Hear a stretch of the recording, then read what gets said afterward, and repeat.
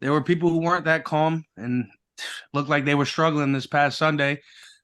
Brock Purdy and the 49ers finally got handed their first loss of the season, first loss of Purdy's career by the Deshaun Watsonless Browns and Chubless Browns as well. I mean, they didn't need these players to perform, and they somehow found a way to get it done without two of their star players. But I mean, I was very happy to watch that happen. I don't know how y'all felt, but for me, it was like icing on a cake. I mean, it was just beauty. How'd y'all feel about the 49ers getting handed their first loss? I mean, if it was by more than 3 points, I'd say it was. I'd say I'd feel differently, but they lost that if I'm correct because they missed the field goal, right? Yes. Pretty Yeah. much, yeah. And so, with that being said, like you got to put more. I put more blame on the kicker. You sit and you kick, bro. That's what you get paid to do. So you, in my opinion, like to get down there and get in the field goal range for Brock Purdy to be able to do that, in my opinion, I feel like that was a great drive to get down the field. Granted, you didn't get as close as what you wanted to, but you got in a good enough range for your field goal kicker to be able to make that attempt. So, in my opinion, I was like, I really feel like they should have won that game. Just little mistakes, but once again, the biggest mistake is your kicker missing a kick. I feel like any kicker that misses a kick in a game like that should get fired, personally. But it's just one of those situations where, like, little mistakes, nitpicking if we're going to nitpick, just certain routes that Brock Purdy missed.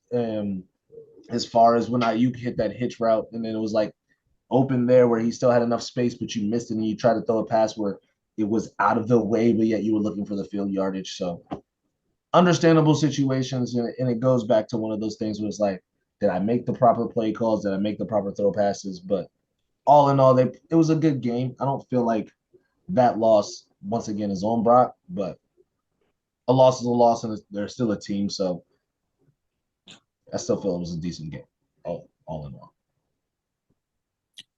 Uh, I'll just say it's partially on the kicker and then partially on Brock. But then again, they did have some bad injuries on the beginning. When Debo got injured, I think it was like the first or second drive or so of the game. He got injured, and then McCaffrey went down with the oblique, whatever. That kind of messed it up too as well. So it's kind of messed up that both of them went down. It was a rainy day. It was a road game. It just was one of those days overall. So where it seemed like a lot of underdogs were taking over and winning. But at the end of the day, Browns just played a better game, had better scheme all the way together, and it had to happen.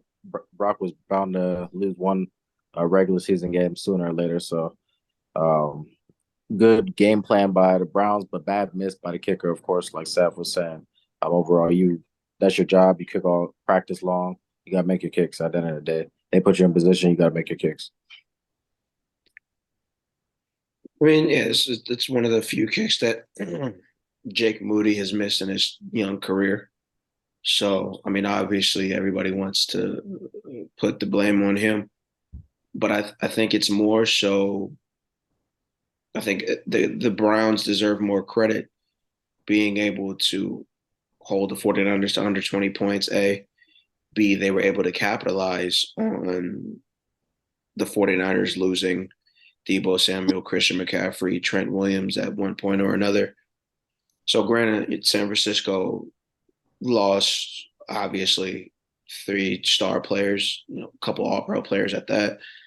But when it boils down to it, you still have to go out there and win the game, right? And they're missing Deshaun Watson, as Fa said. They're missing Nick Chubb, who is obviously one of the better running backs, if not one of the best running backs in the NFL. And Deshaun Watson, prior to his allegations and things of that nature, was one of the better quarterbacks, if not one of the best quarterbacks in the NFL as well. So they go out there with PJ Walker, XFL star. He's able to do what needs to be done. They brought back Kareem Hunt, but I mean the Cleveland Browns with Jim Schwartz. I mean, I said it earlier this season. That defense is not to be messed around with. Their front seven is really good, especially their defensive line and their secondary. You can't just throw on them. You know what I mean? You got to really strategize and take what they give. And I did find out that Kyle Shanahan, for what it's worth, I think he's like 1-8 against Jim Schwartz when they're going up head to head. Him and Jim Schwartz were under, they were coaching together as a team at one point. So, Jim Schwartz just happens to know what it is that Kyle Shanahan likes to dial up. So the Cleveland Browns, they're a good football team. If they weren't missing Nick Chubb and Deshaun Watson, I would pick them easily to be the AFC North champions. But a couple injuries here and there, it doesn't present much for their offense. But defensively, they're an elite team. So yeah, Yeah. and I mean, again, San Francisco lost three of their best players, being Christian McCaffrey, Deebo Samuel, and Trent Williams. So, I mean, but you still have Brandon Ayuk and George Kittle. So, Brock Purdy should have been able to capitalize in some way, shape, or form. I mean, he did drive the ball down the field, but Jake Moody did miss that kick. So, you got to look at that. You got to look at him in that instance. But I don't know if you cut him. It happens. But and I mean, at the end of the day, you got to have guys that are willing and ready to step up in people's places when situations like this happen. So, I mean, we'll see what happens. The 49ers, I mean, they get a little while to, recruit from this. They're not on a bye week, but they don't have to play till Monday. So they got a little extra time, a little extra day to try and, get everybody healthy and on the right path. So we'll see if they can rebound off this. I mean, I don't see why not. The Vikings aren't anything serious this season. And I mean, they're still without Justin Jefferson. So I don't see why. I mean, they're still the best team in football. It's very difficult to find a team that.